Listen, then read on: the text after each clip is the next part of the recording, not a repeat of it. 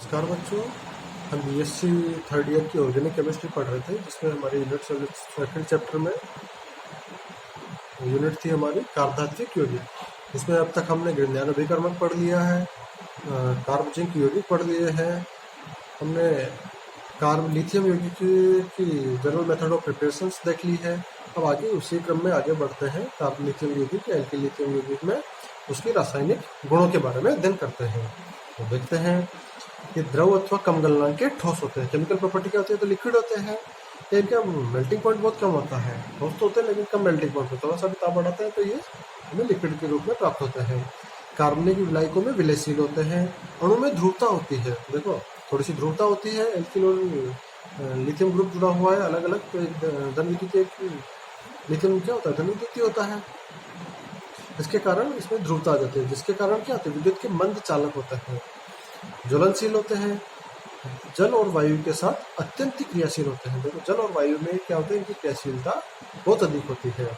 इसमें वायु के साथ क्रिया करके तो स्वतः ही जल जाते हैं, खुद ही अपने आप में जलने लग जाते हैं वायु के साथ क्रिया करते हैं, तथा जल के साथ तीव्रता से क्रिया करके हाइड्रोकार्बन मुक्त करते हैं। जल के साथ ये एल्किल लिथियम यौगिक की क्रिया करके क्या करते हैं?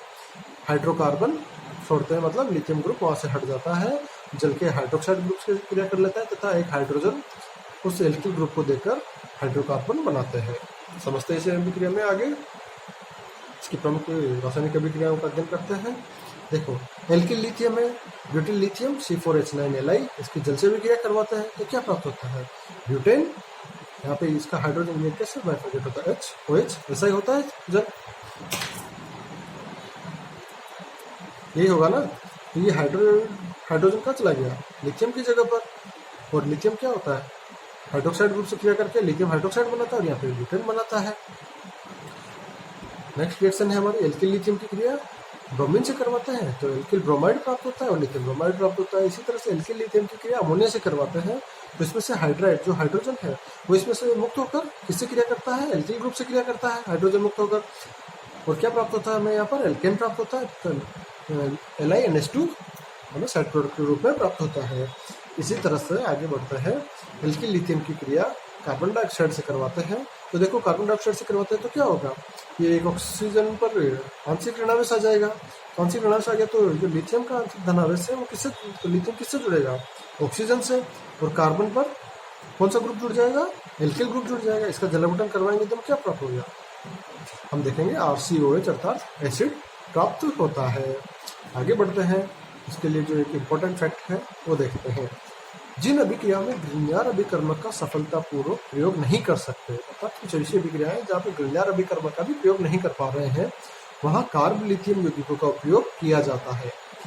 इसी कारण इन्हें उच्च ग्रिग्नार अथवा उत्तम ग्रिग्नार अभिकर्मक कहते हैं। इन्हें जैसे ग्रिग्नार अभिकर्मक तो हमारा क्या हो गया? RMgX एल्किल मैग्नीशियम हैलाइड ये होता है।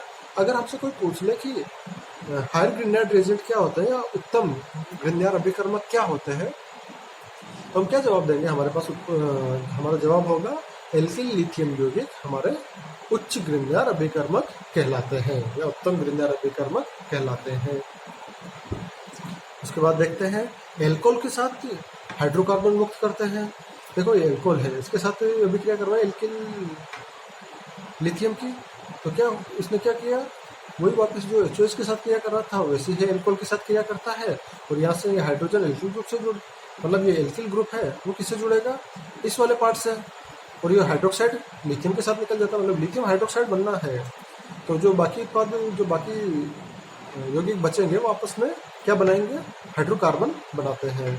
नेक्स्ट है एल्किल हैलाइडों के साथ भी हाइड्रोकार्बन मुक्त करते हैं। RX प्लस RLi, यहाँ पे हमने एल्किल ग्रुप दूसरा बना दिया तो हमें क्या प्राप्त होता है? हाइड्रोकार्बन, उच्चतर एल्केन प्राप्त होती है, प्लस लिथियम हैलाइड निकल रहा है। नेक्स्ट देखते हैं कार्बोनिल यौगिकों के साथ सीमित मात्रा में, देखो हमने क्या बोल दिया कि सीमित मात्रा में क्रिया करके एल्कोहल बनाता है। कार्बोनिल यौगिक एल्डिहाइड है, इसके साथ क्रिया करवाई इसकी एल्किल लिथियम की, तो क्या उत्पाद प्राप्त हुआ? ऑक्सीजन पर आंशिक ऋणावेश, लिथियम पर आंशिक धनावेश और एल्किल ग्रुप पर आंशिक ऋणावेश। ये कहाँ चले गए? एल्किल ग्रुप चला जाएगा कार्बन पर, लिथियम ग्रुप चला जाएगा ऑक्सीजन पर। हमें ये इंटरमीडिएट प्राप्त होगा, जिसका HCl से क्रिया करवाते हैं तो क्या प्राप्त होगा? HCl। मतलब हमें क्या प्राप्त हुआ, सीमित मात्रा में क्रिया करवाने पर एल्कोहल प्राप्त होता है और लिथियम क्लोराइड साइड प्रोडक्ट में निकल जाता है। इसी प्रकार नेक्स्ट अभिक्रिया हमारी डाइफेनिल एथिलीन जैसे ओलेफिनिक यौगिकों के साथ इसकी क्रिया करने पर रंगीन आयनिक यौग उत्पाद बनाता है। डाइफेनिल एथिलीन है, डाइफेनिल एथिलीन, इसकी अभिक्रिया किसे करवाते हैं, एल्किल लिथियम से। तो हमें क्या प्राप्त होता है, यौग उत्पाद प्राप्त होता है, आयनिक यौग उत्पाद। कौन सा उत्पाद, आयनिक। देखो यहाँ पर क्या होगा, ये तो धनावेश हो गया, ये ऋणावेश हो गया, यहाँ पे इस पर ऋणावेश चार्ज है, तो कौन सा चला जाएगा, इस पर लिथियम ग्रुप कार्बन पर जाएगा, और ये एल्किल ग्रुप कहाँ चला जाएगा, जो ऋणावेशित है वो CH2 पर चला जाएगा। तो यहाँ पे क्या प्राप्त होगा, ये यौग उत्पाद प्राप्त होता है। नेक्स्ट बढ़ते हैं हम बहुलक निर्माण में, ये इंपॉर्टेंट पार्ट है।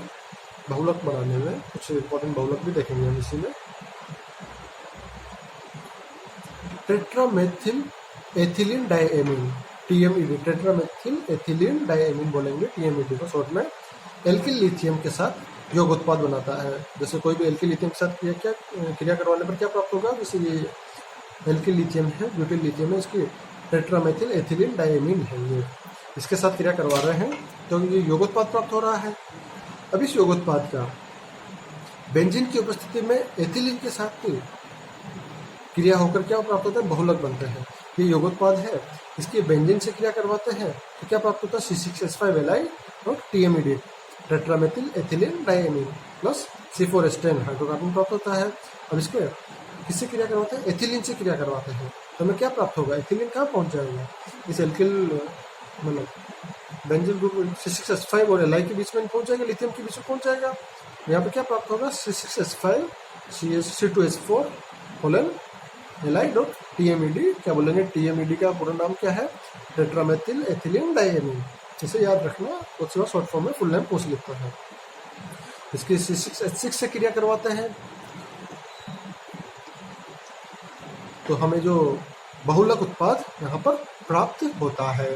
ठीक है, इसके आगे बढ़ते हैं। नेक्स्ट देखते हैं एल्किल लिथियम की उपस्थिति में। एल्किल लिथियम हमारा वही कार्बो लिथियम यौगिक संयुग्मित डाइइनों के बहुलीकरण से कृत्रिम रबड़ प्राप्त होता है। देखो एल्किल आइसोप्रीन है, आइसोप्रीन की अभिक्रिया किससे करवाते हैं, एल्किल लिथियम से। पेंटेन की उपस्थिति में तो हेवियर रबड़ प्राप्त होता है। देखो क्या होता है, some isoprene CH2 double bond CH, CH2 double bond C bond CH3 bond CH double bond CH2, ये होता है आइसोप्रीन।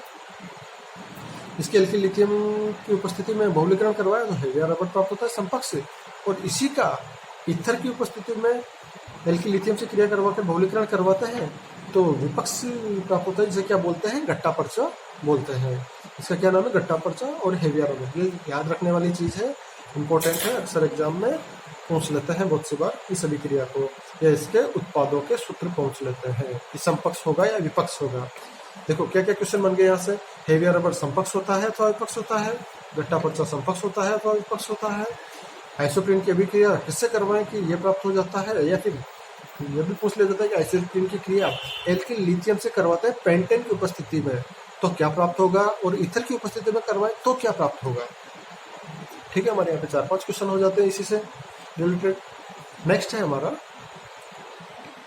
एल्किल लिथियम, लिथियम के हैलाइड डाइएथिल जिंक अथवा किसी अन्य कार्बधातु यौगिक के साथ क्रिया करके संकुल बनाता है। देखो एल्किल लिथियम है C2H5 एलाइ, इसकी किससे क्रिया करवाता है, डाइएल्किल जिंक के साथ क्रिया करवाए तो क्या प्राप्त होगा, एक संकुल यौगिक प्राप्त होता है। इसी तरह से लिथियम ब्रोमाइड के साथ क्रिया करवाते हैं तभी हमें एक संकुल यौगिक प्राप्त होता है। चलो आगे बढ़ते हैं। एल्किल लिथियम के उपयोग से धातु हाइड्रोजन विनिमय अथवा धातु हेलोजन विनिमय द्वारा विभिन्न कार्बधातु यौगिकों को बनाया जाता है। जैसे एल्किल लिथियम है, ब्यूटिल लिथियम है, नॉन ब्यूटिल लिथियम, इसके फेरोजन से भी क्या करवाता है तो ये कार्बधातु यौगिक प्राप्त होता है। इसी तरह से इस ब्यूटिल लिथियम की अभिक्रिया किससे करवाएंगे, और तो ब्रोमो नाइट्रोबेंजीन से कराते हैं तो हमें ये कार्बधातु यौगिक प्राप्त होता है। चलो बच्चों, ये आज हमारा कार्बधातु की यौगिकों में द्विनार्य विकर्ण खत्म हो गया, एल्किल जिंक खत्म हो गया, एल्किल लिथियम खत्म हो गया। इसके बाद हम नेक्स्ट लेक्चर में नेक्स्ट चैप्टर उसका अध्ययन करेंगे। धन्यवाद।